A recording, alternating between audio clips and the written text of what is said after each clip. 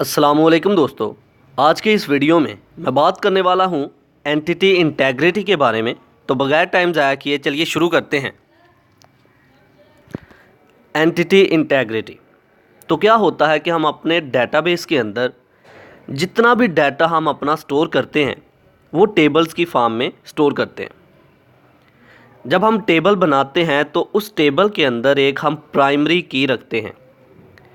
Primary की एक ऐसी की होती है जिसके एट्रीब्यूट्स जो हैं वो हर एक से डिफरेंट होते हैं, यूनिक होते हैं।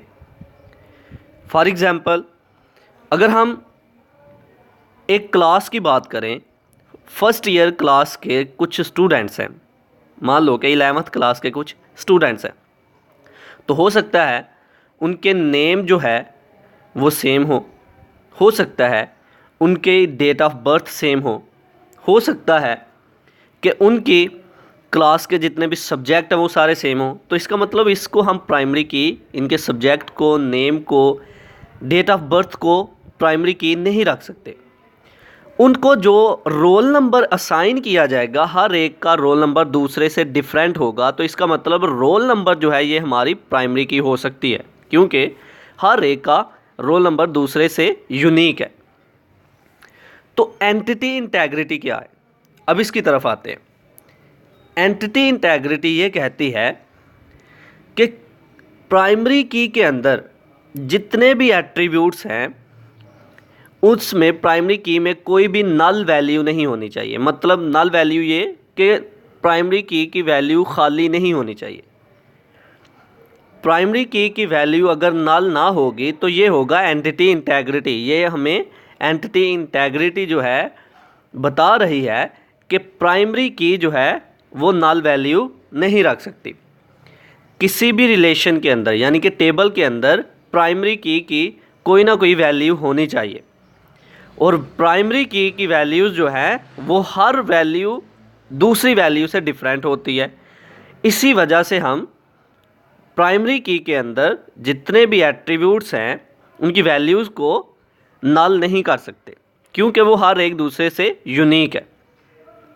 मान लो कि अगर स्टूडेंट नंबर 1 का डाटा निकालना है तो हम नंबर 1 को सर्च करेंगे, नंबर 2 का अगर निकालना है तो 2 को सर्च करेंगे। अगर 2 को ही हमने नल कर दिया तो हम कैसे फाइंड आउट करेंगे उसके डाटा को। तो चलिए अब इसको लफ्ज़ी तौर पर पढ़ते हैं। Entity integrity point number 1, the entity integrity states that any attribute of a primary key can not contain a null value. Entity integrity जो है ये रिप्रेजेंट करती है कि प्राइमरी की कोई भी वैल्यू जो है वो नल नहीं हो सकती है। Number 2, it is because the primary key is use to uniquely identify a record in the relation. Primary key value null इसलिए नहीं हो सकती क्योंकि किसी भी रिकॉर्ड को आइडेंटिफाई करने के लिए हमें प्राइमरी की ज़रूरत होती है। Number 3, it is not possible to uniquely identify a record in a relation if primary key contain a null value. और अगर प्राइमरी की कोई भी वैल्यू जो है नल होगी तो हम रिलेशन से रिकॉर्ड को फाइंड नहीं कर पाएंगे। Number 4, the entity integrity can be attend bye specifying primary की इन अ रिलेशन। तो एंटिटी इंटेग्रिटी जो है हम क्रिएट कर सकते हैं, हासिल कर सकते हैं टेबल के अंदर प्राइमरी की बना के। अगर हमारे टेबल के अंदर कोई भी प्राइमरी की नहीं है तो इसका मतलब एंटिटी इंटेग्रिटी भी मौजूद नहीं है।